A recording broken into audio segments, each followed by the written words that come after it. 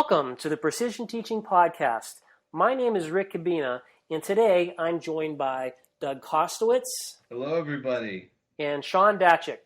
Hi, everyone. Nice to be back. We are without the services of our other co-host, Carrie Millico. She had something that came up at the last minute and will be joining us next month. But we will soldier on. Yes, we will. Today we have, as usual, an action-packed show, and I would like to get right into our content, starting off with announcements. We have 3 of them tonight. The first one is to remind people that would like to submit a talk, presentation, panel session, workshop to the upcoming International Precision Teaching Conference, which goes down in December of this year at St. Pete, which is by Tampa.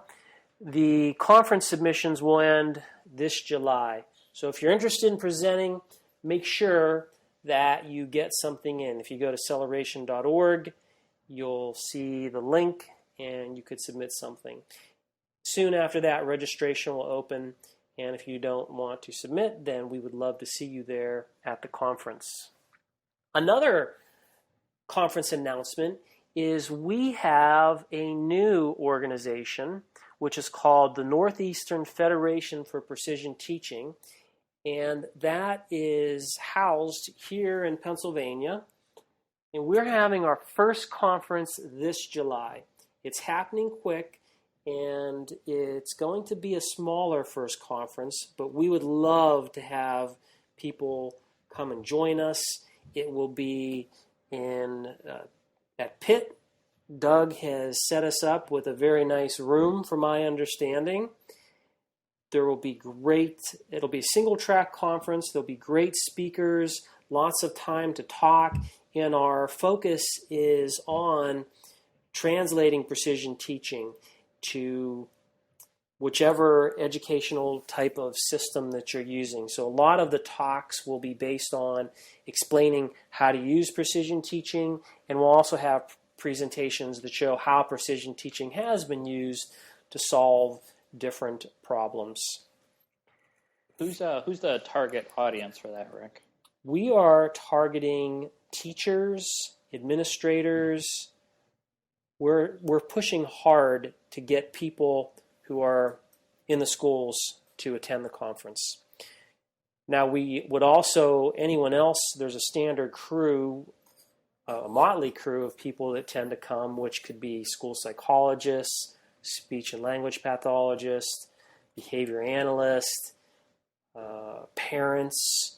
We have a number of people who typically show up, but we're setting this up so that if you're a Pittsburgh teacher, you're a PA teacher, or if you're anywhere over here on the Northeast, which is close to us, our surrounding states, and you're in education, we'd love for you to come, and the talks will be showing you how you can do precision teaching in your classroom or however you would like to use it. We do have a call for papers, and that will be going down pretty soon. I can't remember what the date is, but mark your calendar. It's July 19th if you'd like to come. We will have if you're on Facebook, we have this out a few places, but there will also be a website which we'll put up on the I think it may be done by the time the show goes up. So if it is, we'll put it up on the show notes. But you could just search Google and type in NEFPT.com. I'll just put that up there, NEFPT.com. Once the website's up, people can get information that way also. Last announcement. Someone, I don't know if I said this the last time I was talking, but I may have referred to our show as the PT Podcast. And guess what? There is another PT Podcast. And guess what they cover in the other PT Podcast? What? Physical therapy. Oh. Yeah. I get the P and the T, they go with both, don't they? Yes. And ours, we use PT to refer to precision teaching, but of course our podcast is the Precision Teaching Podcast. We are not the PT podcast, we're the Precision Teaching Podcast. And if I said the PT podcast, please forgive me, because we are the Precision Teaching Podcast. And for a few of you Googling PT podcast, you came across physical therapy. And that's not what we do. We do many things, but we do not do physical therapy. I guess there is some application with physical therapy, but some people with precision teaching, I'm thinking of sort of the big 6+6. Oh, yeah. You can do PT with physical therapy, no doubt. And in fact, we have a pretty good track record of working with physical therapists and occupational therapists. And there are just these wonderful stories about in the 70s when people, back then they would have wards, and people would bring PT in the wards, and these kids who couldn't walk and couldn't do all these other things, all of a sudden they were getting precision teaching. They started walking. These just really amazing stories that are out there. Well, those are our announcements. We have an email question, and the email question is the following. How can schools effectively use PT, the chart, as a means of accountability for teachers' student learning rather than state assessments? It is my feeling that the chart will allow for evaluating true teacher accountability with instruction, but my concern is, how do you measure all the areas, behavior/output, that schools are looking at? And this comes from Caitlin in Pittsburgh, Pennsylvania. That is a big question. Huge question. So I'm going to turn it over to you to answer. Sean? That's a wonderful question. I think one of the interesting facets of precision teaching is its emphasis on repeated measurement, so measurement across time, which is, I think, one thing. I think we've talked about that subject on the podcast before, about the power that comes with the data analysis you can do with more than one data point, which is unfortunate, where I think it's one of the limitations of the state-run system currently, in that there's just one test at the end of the year, and it's sort of, you pass it or you don't. So I think that's one probably pro of a precision teaching approach to assessment. I think go ahead. You want me to do it? Or do you want Sure, to go ahead and talk. All right. The one I was thinking about was, I just think that there's different assessments answer different questions. And definitely precision teaching takes a very finite, I almost said precise, very powerful look at behaviors over time. And that is one form of assessment. But I think that at the exclusion of other assessments, I just don't know that they would necessarily replace each other. I think that they can be used in conjunction rather than thinking like, well, one's better than the other. I think they answer different things, and I think they're built for different things. They are, and the way to conceptualize this is as the following. You have three levels of assessment. There's the micro level, the macro level, and the meta level. The meta level would be the state assessments. The macro level would be maybe a weekly or a monthly type of monitoring, whereas the micro level would be the daily monitoring. Now, the question is, could you use precision teaching measures in all three of those different levels? The way it is right now, precision teaching, we corner the market on the micro level. We define the behavior, we measure it precisely, we do it accurately, we do that each day, and we use that for decision making. Now, you can also use precision teaching in the standard acceleration chart with weekly measures or monthly measures. Now, when you start moving into a yearly measure, it might be possible to think about a way how that could be done, but that would require some thought processes that I've never really thought, because we use frequency measures, and I suppose it would be possible that if you could come up with some type of well-balanced assessment that you give each year, that could serve as some way of saying, okay, here's your frequency measures on these particular things, and how do you do that from year to year? Mm-hmm. Yeah, I think you're stumbling on an important point, Rick. It's, to paraphrase, it's the conceptualization of a pinpoint, whereas statewide assessments, there's so many different pinpoints. For example, I'm thinking of in the one school that I work at, the 8th graders have 100 different social studies standards that are possibly tested on the statewide assessment. So that's 100 different pinpoints. It's sort of hard for me to wrap my head around how to go about putting that in a frequency context with that many pinpoints. Wow, yeah. And that's just your state. When you move to our state, Pennsylvania, it's different. Mm-hmm. But it's going to be similar in the fact that there will be lots of different pinpoints asking for different things and in different ways. So would one way of attacking this, if as a teacher, be sort of in a CBM style, sort of curriculum-based measurement, to where you have maybe a weekly or monthly assessment that is a sort of a quote-unquote random sampling of what could appear on the statewide assessment, and you could keep track of frequency that way?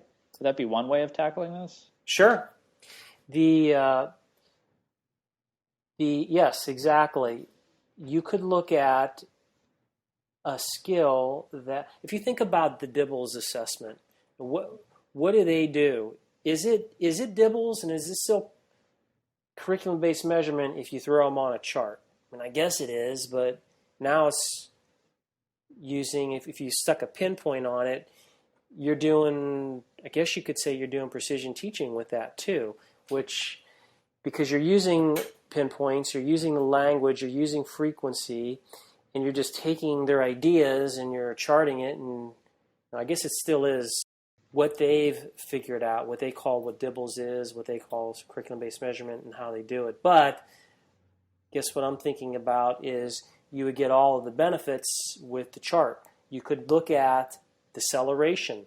And the way the chart works, when you have the daily chart, your acceleration period is a week. So if you're at the micro level, you're assessing change as at the weekly level. That acceleration tells you how much growth is occurring each week. But when you go to the weekly chart, now you're saying how much, the acceleration period is a month. And now you're saying how much change is occurring in the month. So you definitely could do it, and you could take these things that people are already doing and just plug it into precision teaching. And then I guess you get this kind of hybrid thing going on.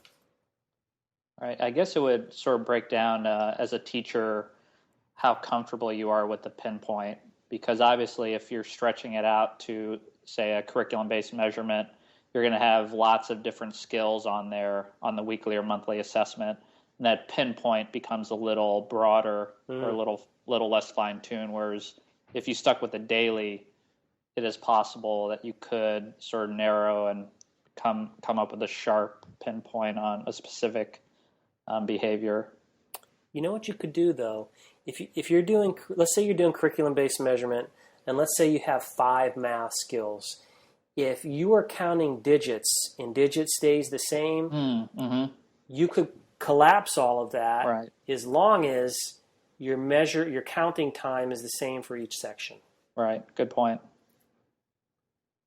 Now that becomes a challenge when you move into like writing. What are you measuring with written expression? And is frequency necessarily going to be the most telling thing? Right. This is a really good question, Caitlin. I guess we have some ideas, And a committed school district could try, certainly the ideas that we've said would greatly improve the information that the teachers are getting, that the administrators are getting, because you would be able to see exactly what is the acceleration, how fast is this person growing across the month. And throughout the whole year, that if you're responsive to the picture that you're seeing, then for those students that aren't growing as fast as you'd like, you could make educational changes and decisions. And after all, isn't that why we do assessments? Because we want accountability. We want to know how is our instructional environment affecting student outcomes. Someone's supposed to say yes.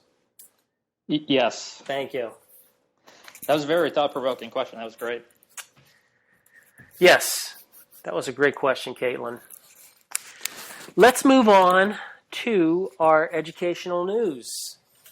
We have a story that has created a huge firestorm in the colleges of education. This story is about a way to evaluate the people that teach the teachers. In other words, all three of us. Each one of us, we live in a college of education, and the College of Education, for people who aren't familiar with a college, is made up of different program areas. So within your college, you would have what are called departments. And a department would have programs. So I guess college is the big thing. Beneath that would be departments, and within the departments there would be programs. Each one of us are, I believe I'm speaking correctly for all of you, you're all housed in special ed, right? You all have a special ed program? Yes. Correct. Okay. It's housed with other programs, but there's a special ed department. Okay, within a different department. And these programs, all of these educational programs, will teach people that want to do different things. We're all in special education, so our job is to prepare teachers that would like to have a degree in special education and go out and teach in the field of special education. In our state, well, I'm not going to go there. So this story is about looking at all the educational programs and how well do they prepare people that are going to teach the nation's K-12 teachers. And that's not just special ed. That would be general ed. That would be science ed. That would be early education. What am I missing here? Secondary content. Thank you. So you have, it's across the entire gambit of any type of educational professional, teacher, visual impairments, anybody who's in an educational capacity is unless there's some mix-up or different setup at your school, they're trained through a college of education. And what I think you're talking about, Rick, in with regards to this article it presented the results of an attempt at evaluating all of these college of educations across the entire country. So, well, then how do we do, Rick? Not so good. This report says that the way colleges of education train teachers is mediocre at best.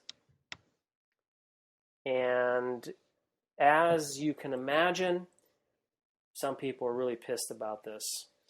Of course, if you are one of the schools that didn't do very well, what do you think their response is going to be? Obviously, they're going to look at the way this was conducted and find problems with it. In essence, what these folks did is they would go to different ways that each program talks about. Like, they would look at the course offerings, and based on that, they would come up with a score. Then they would give a certain number of stars to show how well these folks are doing based on the course preparing teachers. Right, with the idea being that if you have more stars, you're better prepared to prepare teachers. Less stars, you are ill-equipped to prepare teachers. Yes. They definitely use an interesting set of methods so it's really to sort of strip away some of the conclusions a little bit, and I guess to put those on the back burner for a second. It was doing a search of the language used to describe a course. So the language could have been in a course syllabus, course descriptions that you find on a university website, or textbooks selected on a syllabus. So its results or its ratings are actually ratings of the language used, with the assumption being that the language used to describe a course is an indicator of how well you're preparing a teacher. I can say that looking at other programs and some of the courses that they offer, that there are programs out there that are very questionable in terms of what the teachers are getting. And in fact, we know there are programs out there teaching information that when they've done research on the methods that, for example, reading, we know with the science of reading and all the studies that there are preferred ways to teach kids if your goal is to teach the majority of kids how to read. And if you use certain programs, those programs have been demonstrated through research to not work with the majority of students. And in fact, some of these programs are so poor that a majority of students will not learn to read. But yet these are showing up in colleges, and they're still being taught.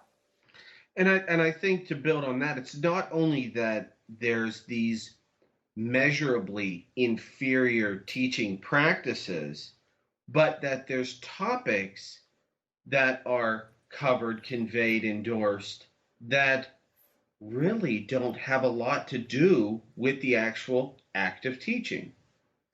And it was telling in the article, I mean, this is just personal anecdote, that the person said she wasn't prepared to actually do teaching.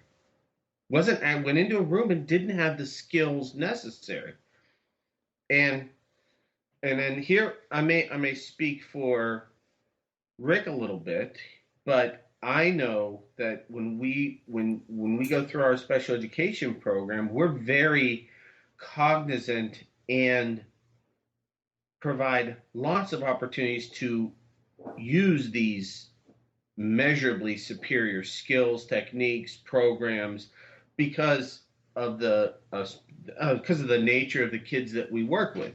And we cover kids who are already behind the eight ball. They're already requiring special needs. And so we need to rely on the things that work and are effective. And you see this time and time again at the topics, the techniques.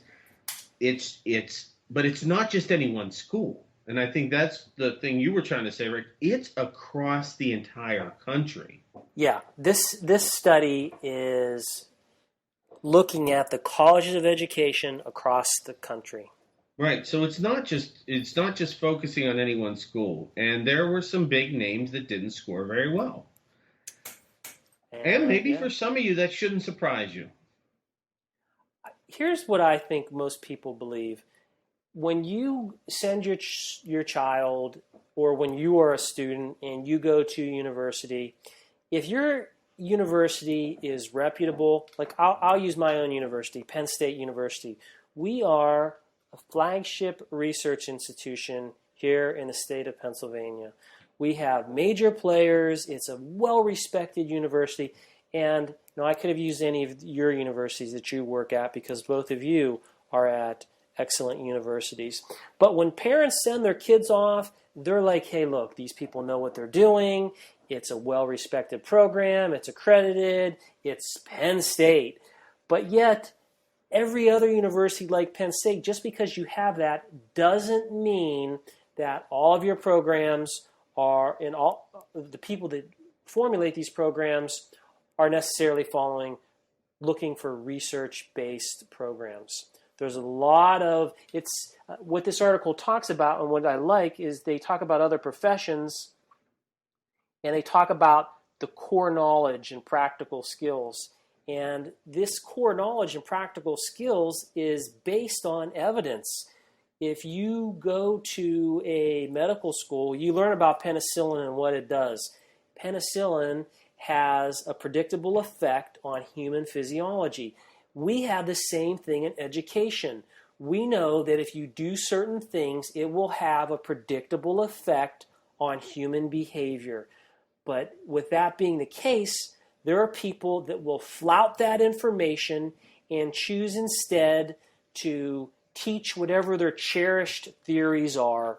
And even if those theories don't work, they're going to put it in the college, whatever their program is, it will show up as a course, and then these students that enroll in this program are going to be subjected to whatever that content is.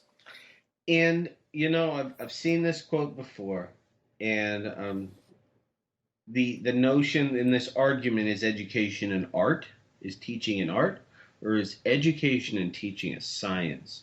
And I think for those of you who are in precision teaching, you lean a whole lot closer to that scientific view. I want to see something change, and I want to know what I did to make that change, and I need to know when I need to make a change, and here's what I'm going to try, and it's going to be, okay, this didn't work, and you're going to base it on data and move on.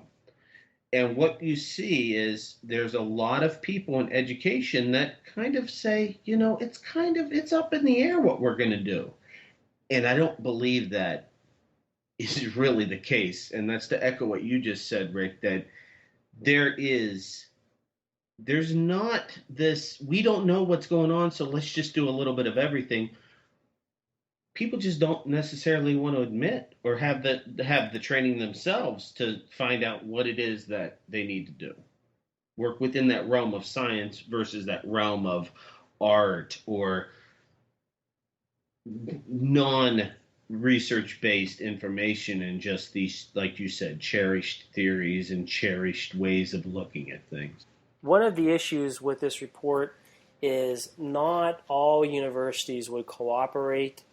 And if your university not cooperating, I guess what these people did is they would get the information through unconventional means or unofficial channels, whatever that means. I don't know how that played out. I can't remember reading what the number of people who didn't participate fully in the project. But this is... I welcome these kinds of studies. Mm-hmm. And the reason why is because I'm a believer in science. All of us all of your co-hosts, we all believe in science and what it can do. And it's unfortunate that we still have many vestiges that are within the arts. And those folks do not believe education is a science. And of course, they can be very good people, and you can have a beer with them, go bowling with them, but yet they could be espousing these programs, methods that are not steeped in science and don't do very well when they're implemented with the majority of students. And this report is any kind of report that focuses the light on that, of improving what we have to offer so that we can improve our field. I'm for it. And I don't want to belabor this, but I think the most important thing is it's not just any one school or the schools that chose not to participate. If you look overall it confirms what we've already, the ones that are talking here. No, it confirms that kind of across the board. Not anyone. We're not pointing out any fingers. Just generally speaking, you're not following science. Yeah. We'll see how this program. This is the first time they've done this. It will be done again. I know that universities have already prepared responses to this and have already been interacting with the media because this is a big thing. We'll see how this plays out next year and if it continues to be implemented, and if more people participate, less people participate, they change the way they rank programs. But it is a very interesting news story, and it will continue to have this ripple effect as time moves forward. Let's move on and talk about science news. We have a story that is about Bill Nye, the Science Guy. And this story, I don't know the age of a lot of you, but certainly if you're of a certain age, you remember watching Bill Nye on TV. But even if you didn't grow up with Bill Nye, you can still catch him on YouTube and other places like that. And I love this story because it talks about a person who is promoting science, and I like people that do that. And not only do I like that, what I love more is that across all these campuses and universities, this guy has a huge fan base. That's a win for science. Oh, definitely. This was a guy I used to watch on television, and he just made science fun. And I know I've listened to a lot of people, and I listen to science, and now it's all fun. But when you're a kid, he brought the video game mentality to science, and it really sold. And now he's just got such a following. It's great to see that he's probably talking to the same kids that watched him on TV, and now they want to hear what he has to say. And he's a player. He sells science. He backs science, and it's really awesome. I think it's a tricky thing to walk in sort of an academic world and then also do public television and radio. And Bill Nye seems to be sort of a role model for a lot of people on how to strike that balance. Seems to have the respect of both groups. He's got a award-winning personality. I mean, he's great. I mean, I'm laughing now because I'm remembering how many graphics were all over his shows and how he would do crazy things, and it was just so much fun. So, the link to the story has a video with it, and that video is really good because it shows him. He's like crazy science guy. Yeah, he is. He's crazy science guy. That's good. That's a good way to say it. Anything that turns kids on to science it's great. There's a comment that he made, either as in a video or I read it, but he talked about we need as a society scientifically literate people to solve our problems. Mm-hmm. If we don't have scientifically literate problems, our society suffers. And even if they're not solving problems, people need to be scientifically literate just because it should affect your politics. If you want to decide, hey, who should I vote for? You need to understand what people are saying in regards to science, because science has huge ramifications. Bill Nye talks about climate change. And there are people out there that are climate change deniers, that they don't think that the Earth's climate is changing and that this is just a cycle. But when you talk to the people in climate science, it would be like 90 to 95% of these people are on board with the dominant model. Yes, you can find maybe 5 or 10%, I don't know what the actual numbers are, of people that even within that field would deny it. But that's not uncommon for any field of science. You can look at medicine and find people that practice alternative medicine. Our field of education, we have facilitated communication. And in fact, the person who did that, which is pseudoscience, is a dean of a college of education. So it's not as if these other places or other disciplines of science don't have this, the fringe element. But you look at the mainstream, and that's huge. I mean, that's going to affect, all of us, we will notice it, but our kids and our kids' kids are going to be in a radically different world.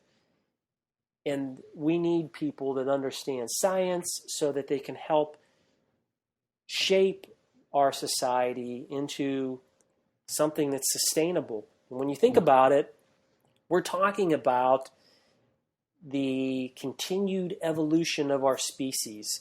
And if we are going to befoul the environment, if we are going to squander our resources, there will be serious issues to pay in the future.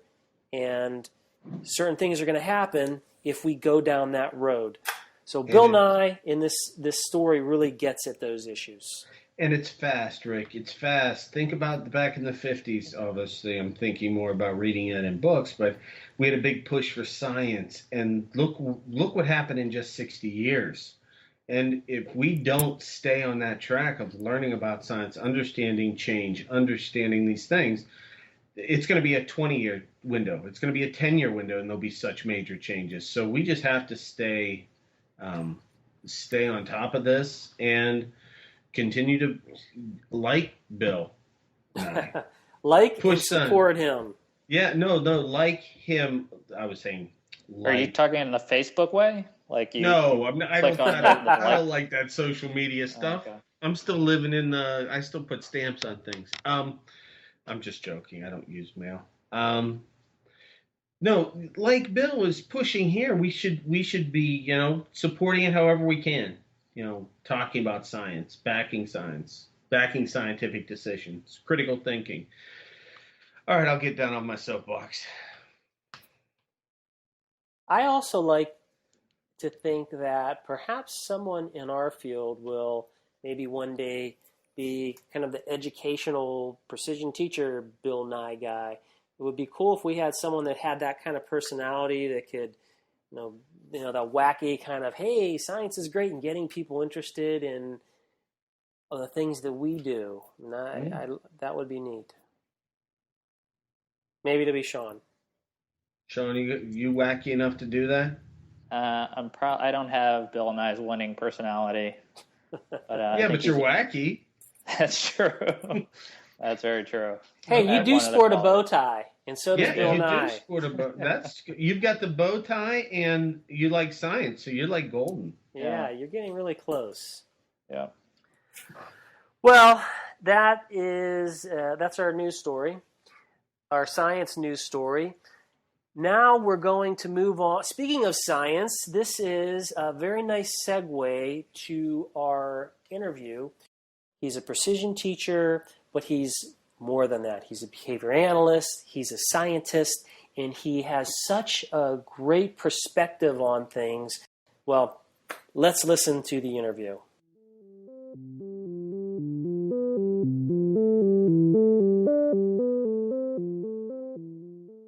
Today, our guest is Dr. Joe Layng. Being a Seattle citizen, Dr. Layng is joining us from one of the many lovely coffee houses in his city. Joe, welcome to the Precision Teaching Podcast. Well, I'm glad to be here. You are one of those people that I've admired for a very long time because you have a wide variety of experience. You have spent time with behavior analysis, but you're also you talk about biology, you talk about science, and you just bring this wealth of knowledge to our field. So I'm wondering if you could start off by telling us, how did you become involved with the field? Well, it happened a very long time ago, and actually I can remember the exact moment. when it happened. It was in the February of 1969. I was only 4 years old.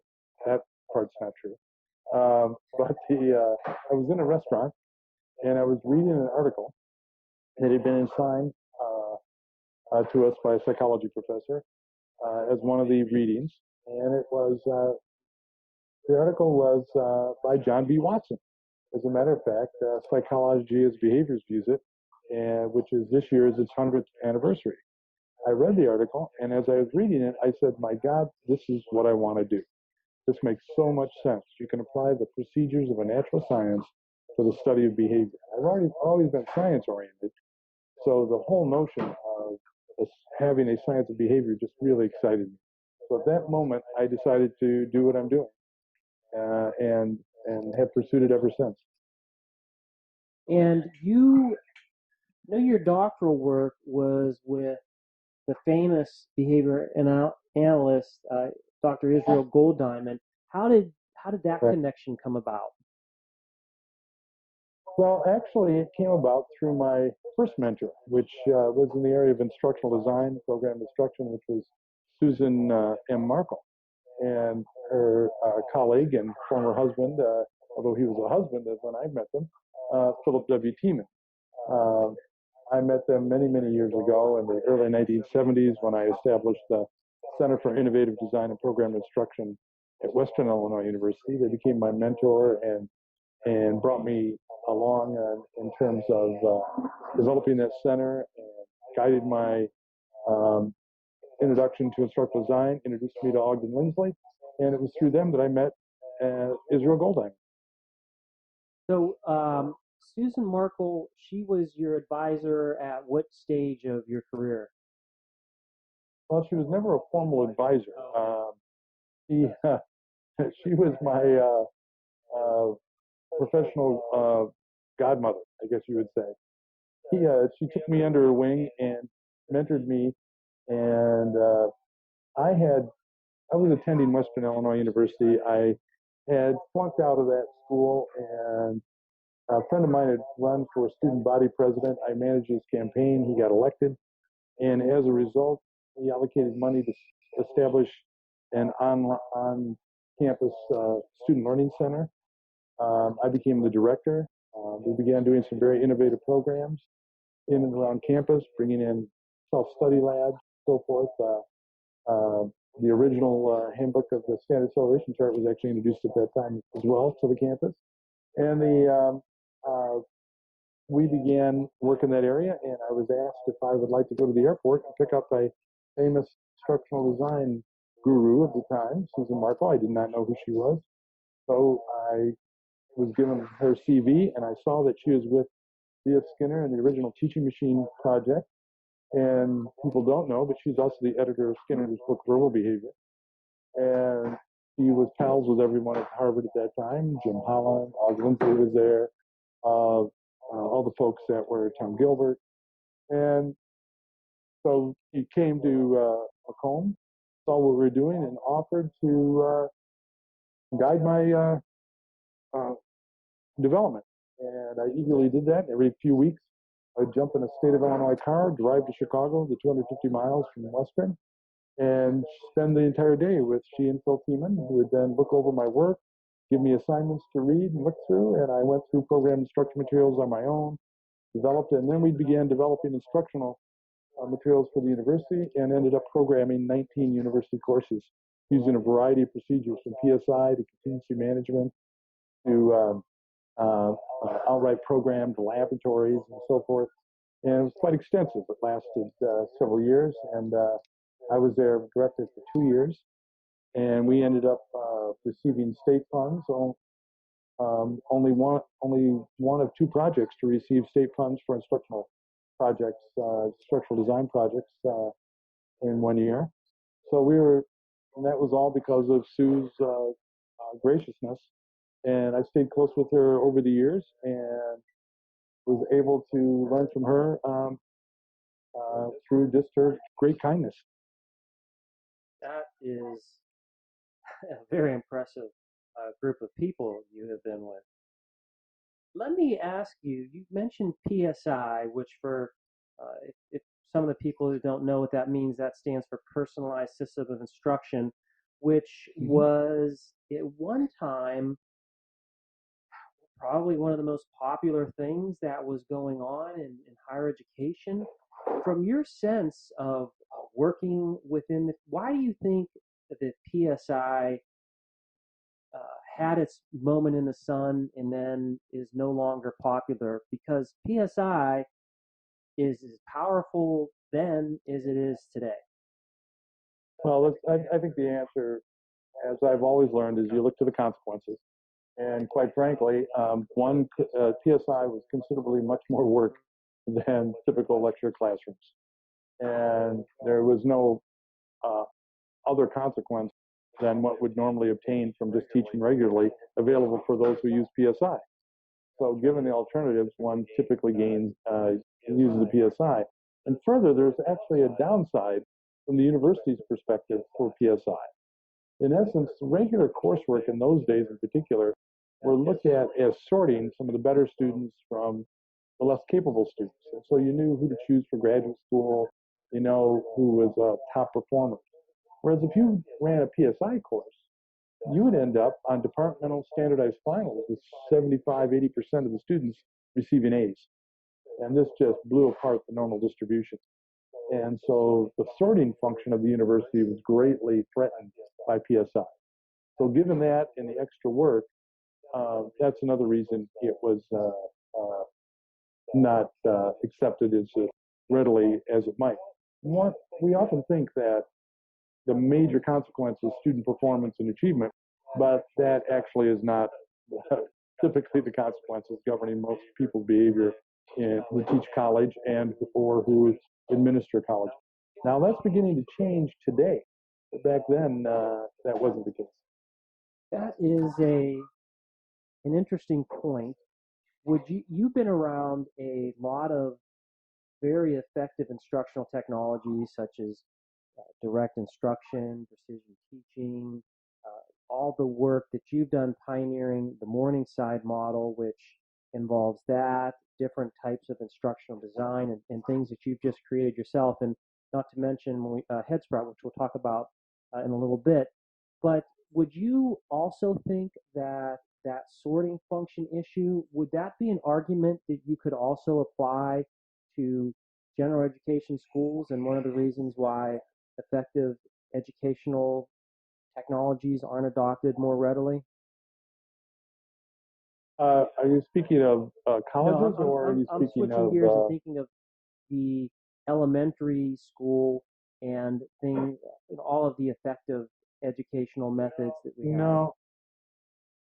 No, I don't think the sorting piece is as important in those contexts, although it does play some role.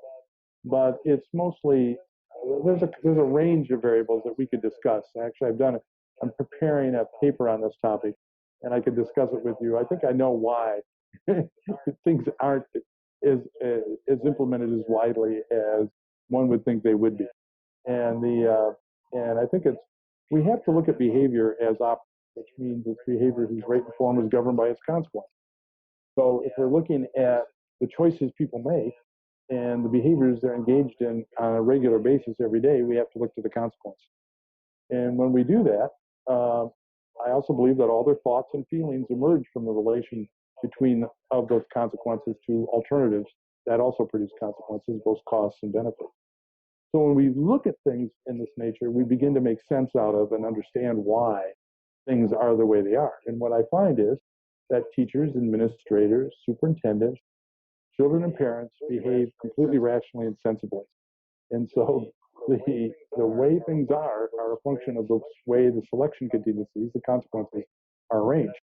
And I think part of our job is to acknowledge that, look at the different consequences, and I could speak to that if you're interested, of each of the constituencies involved, and supply them for producing better student outcomes, which is not primarily the consequence that is important to each, or as important, let me put it that way, the critical consequence, if you want to use that designation, for each of the groups. And so it's important for us to recognize that.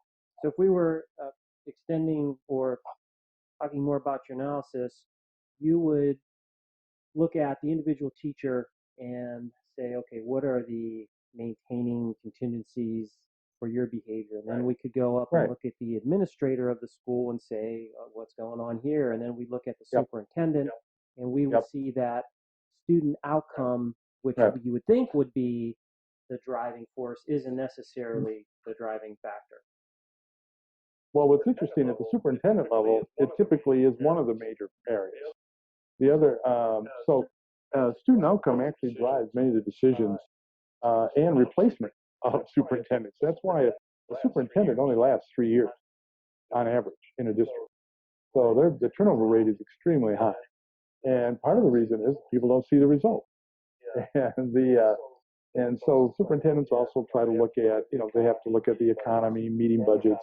There are other consequences, but outcomes probably play a larger role for superintendents than for any of the other constituent groups, interestingly enough.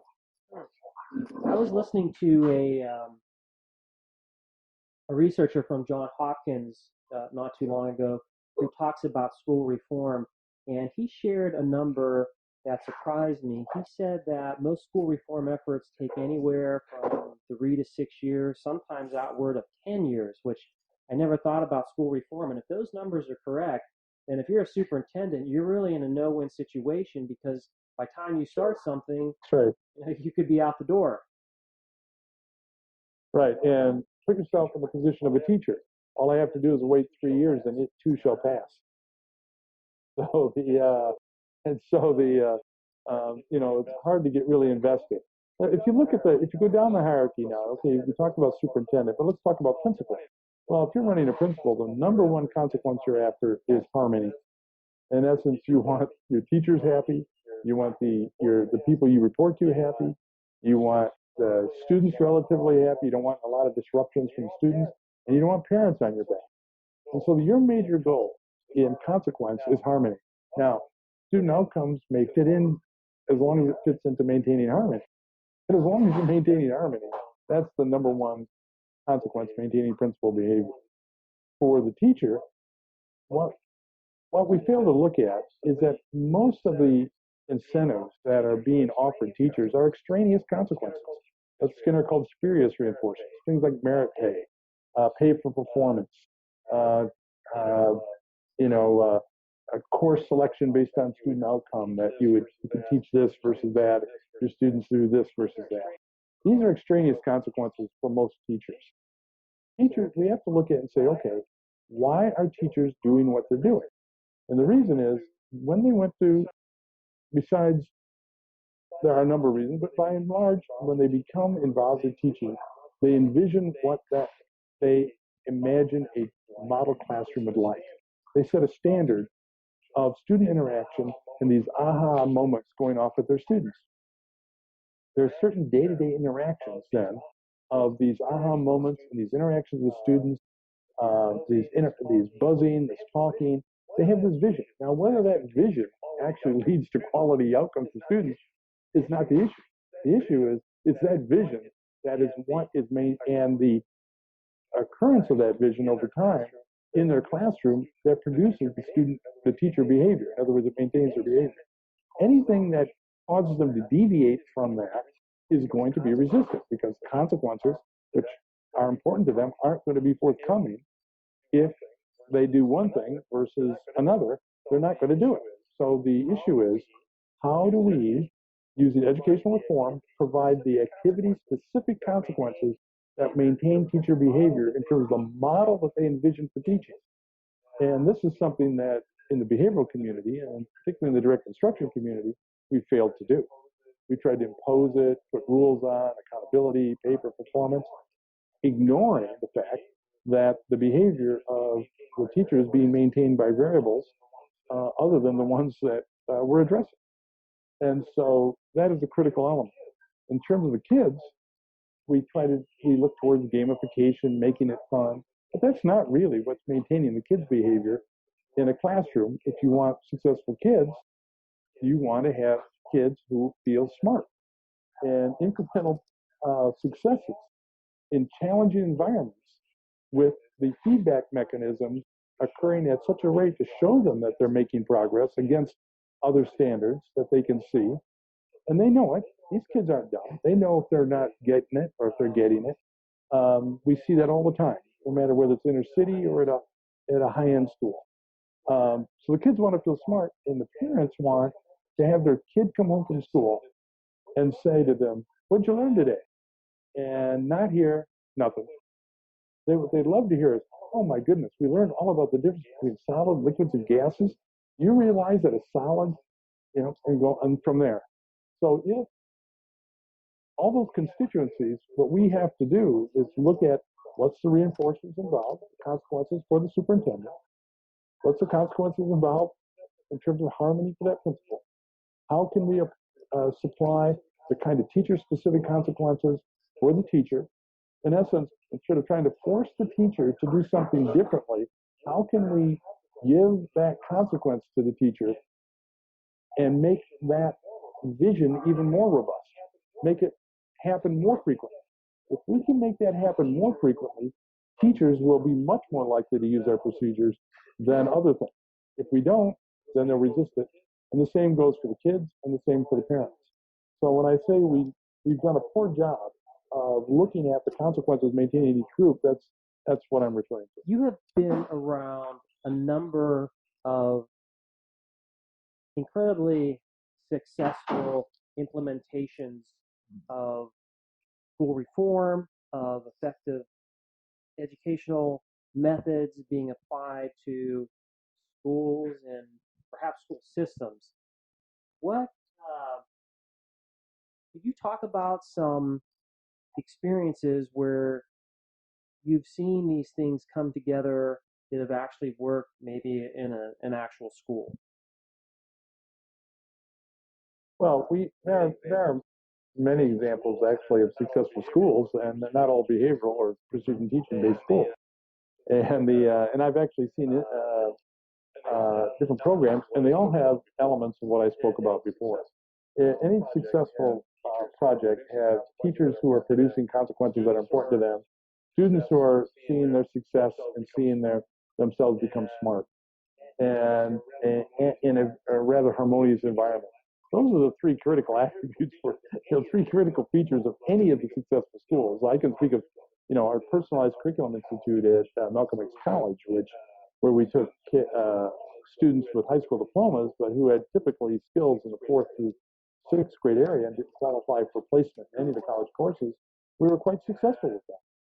And we did that because we brought in people to teach who were really vested and excited about seeing the types of gains made by the students and also loved to see their own abilities in terms of being able to teach those students to improve.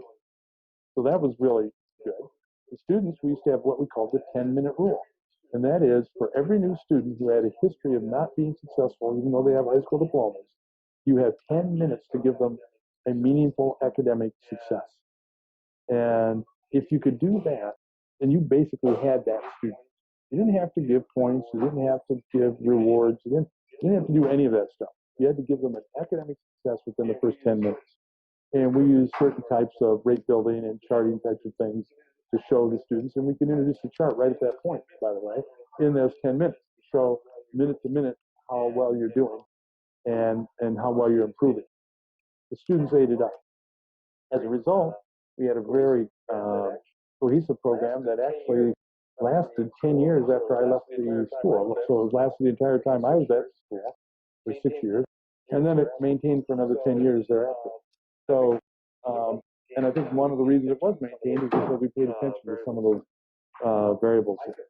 And just the flip side has occurred. We have been in schools where we've shown dramatic success in elementary schools applying Morningside-like procedures in those schools, and only to have the schools completely abandoned. And the reason was, in retrospect, is because we didn't pay close enough attention to the critical consequences of the teachers. You're assuming that seeing student behaviors improve is the consequence. That's not it. They have to improve in the context of a vision of what a classroom needs to look like. and the experiences the teacher wants. If you're not providing that to the teacher, then anything that comes along and promises good student outcomes and the vision that the teacher has and the consequences that support their behavior, they'll immediately switch to that, which is what happens time and time again with behavioral and precision teaching implementation. Let me see if I understand what you're saying. If you pay attention to the vision of a teacher, so yes, I have something that could work really well. If that vision doesn't match, or if what we're doing doesn't match with what the teacher is thinking should be happening in the classroom, you're saying then that's going to be a failure. Because we have, if Penn State, for example, this is true at many universities, depending on the college, the College of Education is broken up into different departments, and people hold very different perspectives on what makes for a successful student. For example, I'm in a special education program, and we're concerned with data and student outcomes. But we have other programs where there'd be more of an emphasis on social relationships and cooperative learning, and that people are caring about one another, which is not necessarily, the idea is if you foster those variables, then you're going to get student learning, but it's not necessarily directly student learning. Right. So I guess I'm wondering how would I, or how could people function and work with, so if we have a teacher that's concerned about those social relationships, but we're concerned about student outcomes, wondering how do we pay attention to those consequences? Like, what can we do about that? Well, the issue is how can you make what you're doing collaborative, social, and inquiry-based, rather than that looks so much teacher-directed and governed by strict rules. And what we've been successful at doing, for example, we are just in the throes of releasing our first batch, and we'll have the entire group out by next April, an entire science curriculum for grades 3 through 8, and it meets all the next generation science standards.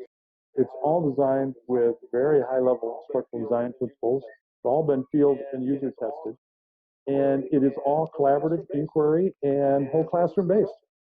And it was successful because we began to look at and say, okay, we have to be able to allow teacher behavior to vary but still achieve the outcome. And I think that's the critical piece.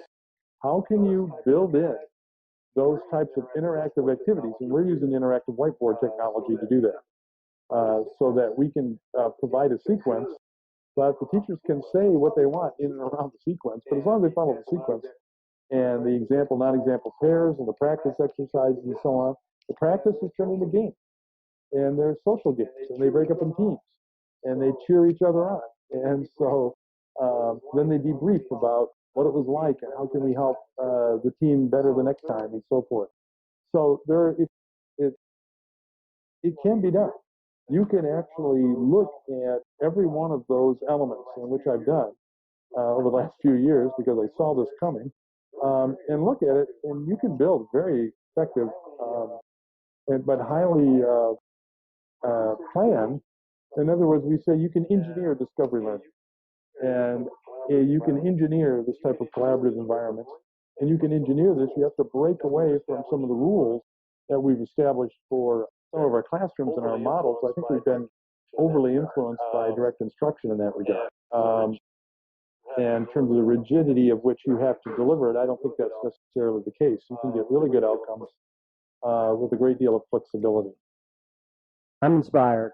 That is a wonderful way of looking at engineering a classroom.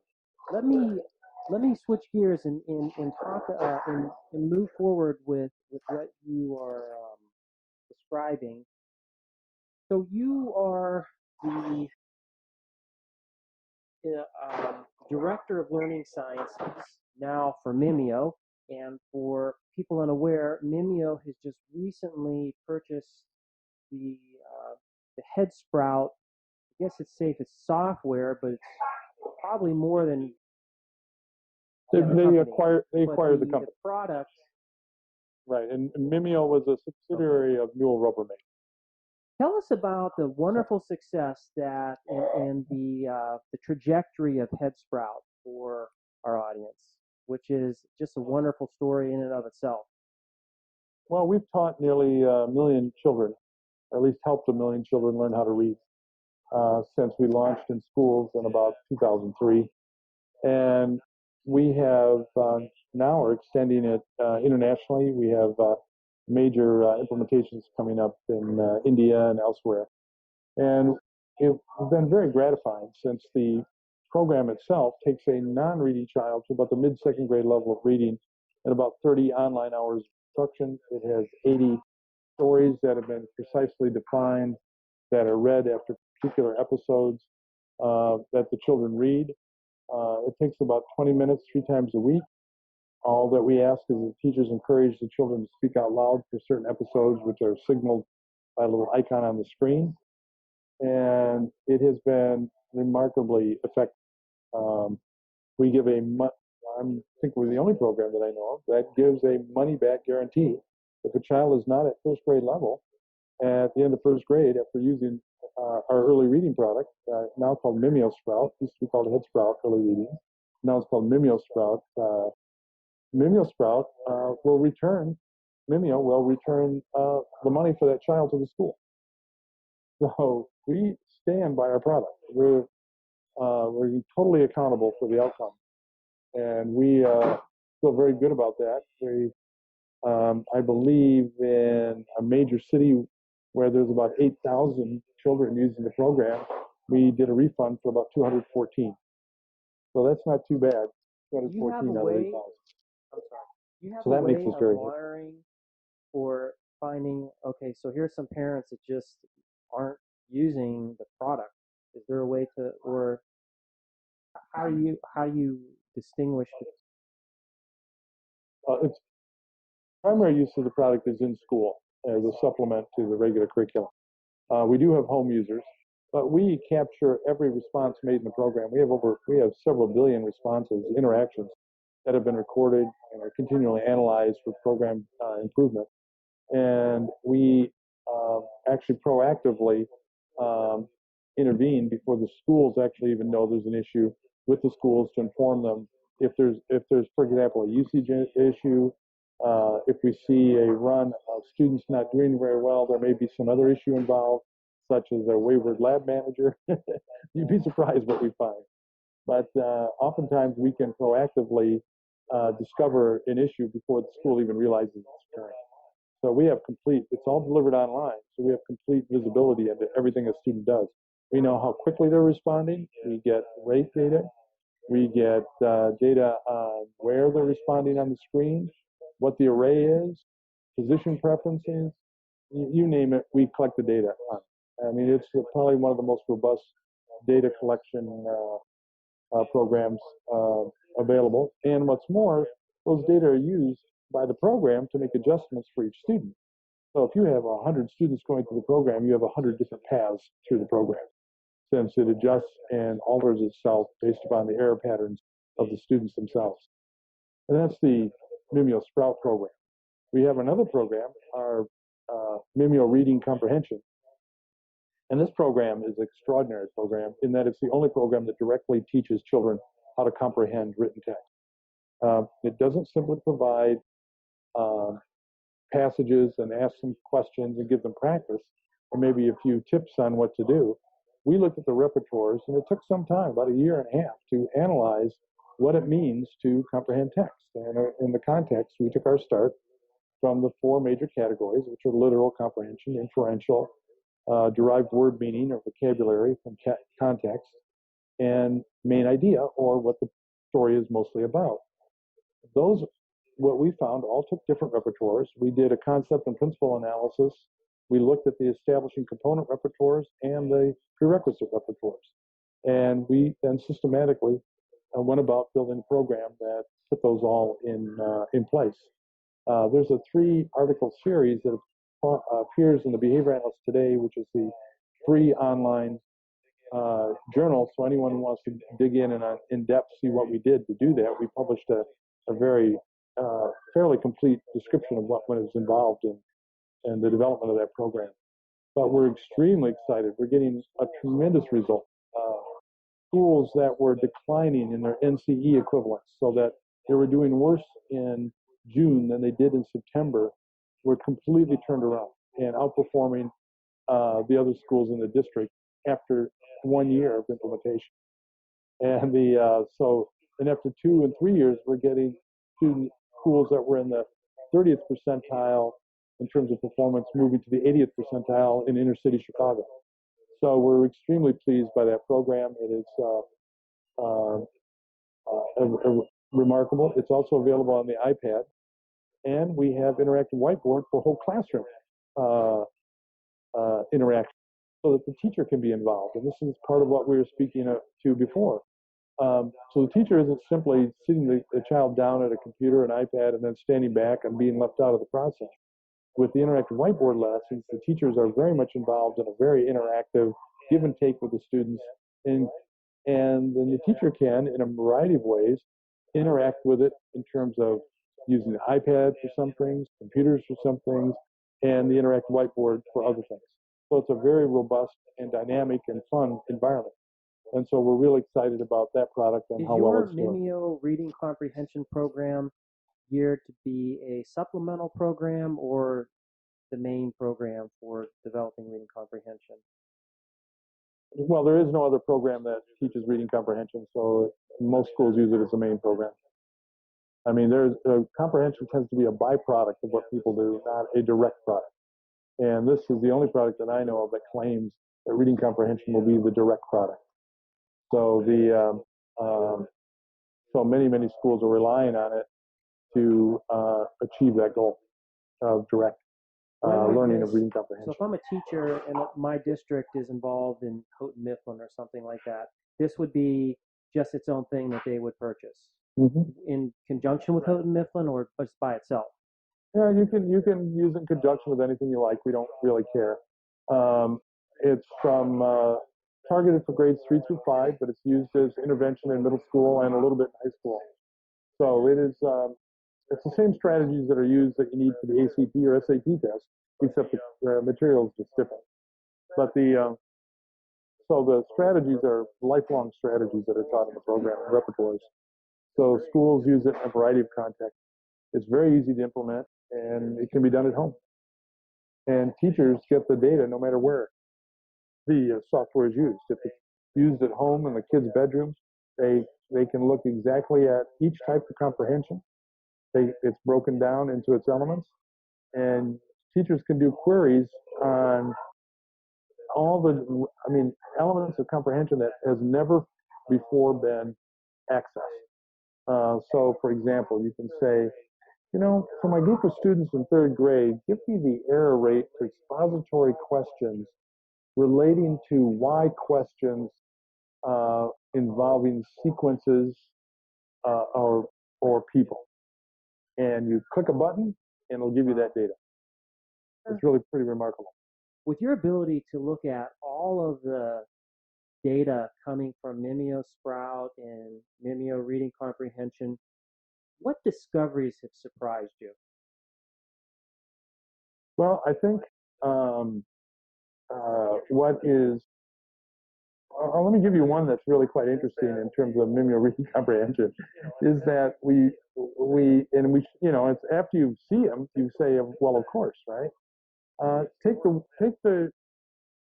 use of the word when, and when does something occur, when does something happen, and so forth. And we looked at the question words, and if you stop and think about when refers to temporal events. When does the store open? But how about when do you cross the street? Well, that's under what conditions? And so what we found was that many of these words had multiple meanings, and that all the kids did not respond to the multiple meanings in the same way. And how has 3 meanings, for example. And so it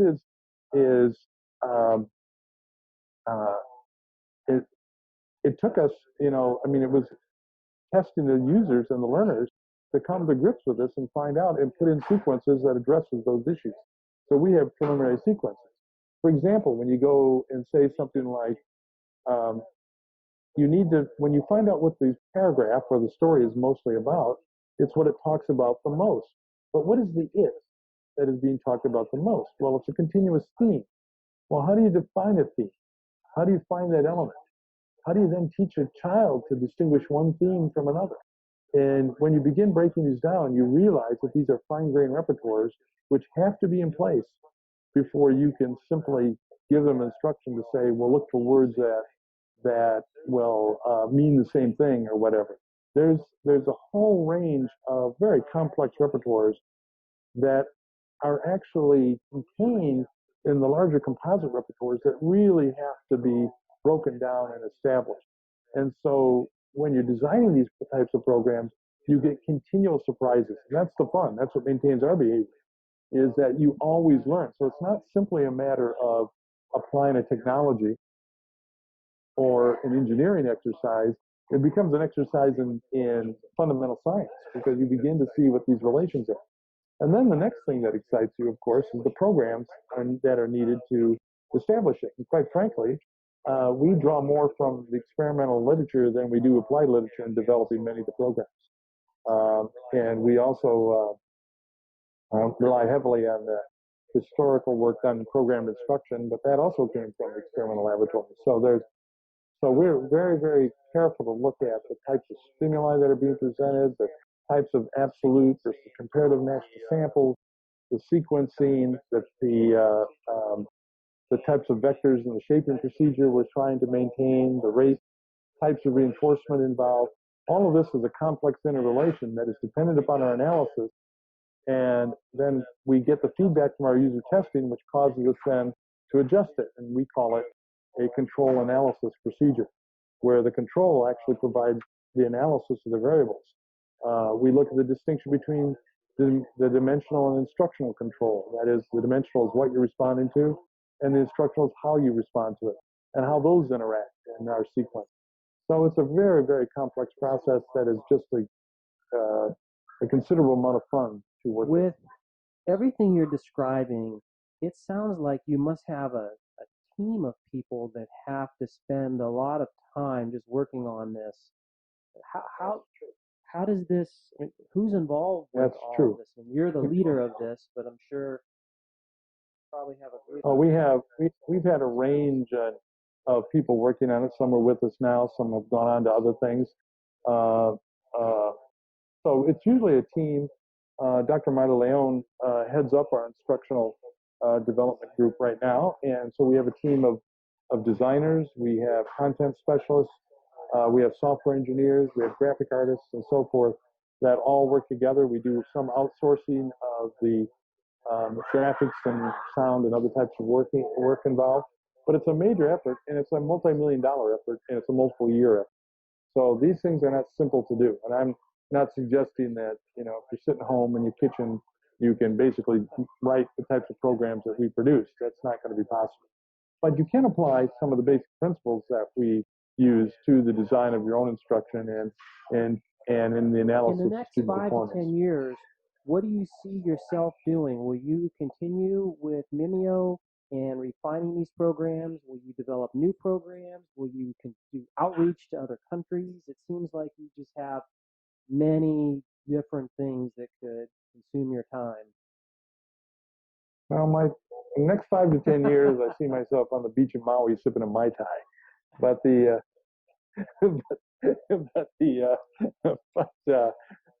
I think what's interesting about going forward is that the new technologies are allowing us, for example, the online courses, the MOOCs, the C MOOCs versus the X MOOCs, and I think there's a lot of work in those areas that we're going to be doing. I think the uses of devices, and as the devices become more data sensitive, we're going to be able to collect all kinds of data, sensory and other types of data we never could otherwise. There's going to be continually adaptive software. There's a project that at the University of Washington that is quite interesting, which is looking at building instructional sequences, looking at the student performance, and then the program itself alters the sequence based upon the student performance. In essence, They're trying to develop software that writes programs, successful programs for students, rather than have people do it. And it's a very, very interesting project. It's a guy I know fairly well, Zoran Popovich at the University of Washington, is the director of the Institute for Gaming Science. And they're actually taking on some heavy-duty instructional projects in those areas. So the use of data, the use of what we call play tracer analysis, the ability to track student performance in new ways. The data are just coming in tremendous. These are being funded at multi-million-dollar rates. These people have no dog in the behavioral versus cognitive hunt. They're basically computer scientists who are interested in success and outcomes, and are interested in working with whomever can help them succeed. So I'm very happy in that respect. As a matter of fact, the group at University of Washington has developed a game for scientific research that has made several breakthroughs in protein folding, for example, that have promise in the HIV/AIDS area. And it's all been done in game formats, and anyone can join in. You don't have to be a biologist. And groups of people have actually now made significant scientific breakthroughs by playing these games. And I believe that this kind of real-time game playing, feedback analysis, just-in-time instruction is what is going to be, we're going to be seeing more and more in schools. The use of big data is going to be more available. I don't know if your listeners are familiar with big data, but basically, this is not simply the collection of data and then making a correlation, does this work with that? It's actually the development of what they call genetic algorithms, that these are algorithms that are applied to the data to make certain predictions. There is no preconceived notion about what goes with what. That they just match up things on these very fast computers and find out that any constellation of attributes they make a prediction.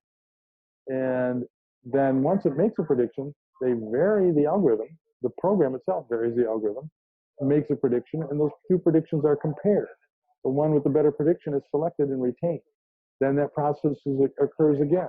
And so through an iterative process of selection, the most robust and predictive algorithm is produced. For example, for a cluster of schools in Seattle, it was found that the first 10 days of school, the attendance was critical. In essence, they could predict who was going to graduate from high school by the attendance of the students in the first 10 days of school to an 85% criteria. Absolutely amazing. Marketing people have used it. I talked to a gentleman who used it to find that a particular facial cream, the people who bought the facial cream were women in a particular suburb in a particular income range who owned a dog. If you took out the dog, they didn't buy it. Only the people who owned the dog bought it at a high rate. They altered their marketing campaign to focus on that group, to locate them, and their product sales took off. So there is no rhyme or reason necessarily for these.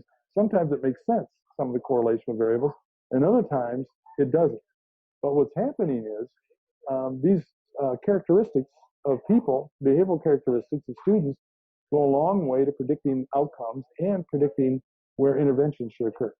So if I get a group of students who are predicted to fail and not graduate from high school, then I need to intervene. Now, I may have to intervene in 4 or 5 different ways. One intervention type may not succeed for those students, so it has to become individualized at that point, but at least I can predict them. So I see, and big data, by the way, uses everything. It uses all the census data, all the school data, all the Social Security data. There are literally dozens and dozens of databases where thousands and thousands and thousands, probably million pieces of data are brought in. They use things like playground sensors, tracking rates at which students run across the playground. So students who run faster than others, does that predict certain things? When mixed with demographics, certain types of schools on the north side versus south side, and so on. It's amazing to see. So I see a big use of big data, and the company Amplify, which is owned by News Corp, which is Rupert Murdoch's company, but they have hundreds of millions of dollars, are developing a complete curriculum, adaptive curriculum for schools, and they are trying to implement features of big data in that curriculum and for and for analyzing and targeting intervention. So I see that's where the future is going, and this will become more robust and more open to more people as I mentioned at the very outset of my podcast, you certainly are a person that has this very, almost a Renaissance man perspective of bringing all these things together, and it's just amazing listening to your vision. And but as we're towards the end of the program, was there anything I should have asked you, or anything else you wanted to talk about before we end? Well, I think there's just there's a couple things. One is everything that I talked about, as mentioned before, was the result of a team of really great people.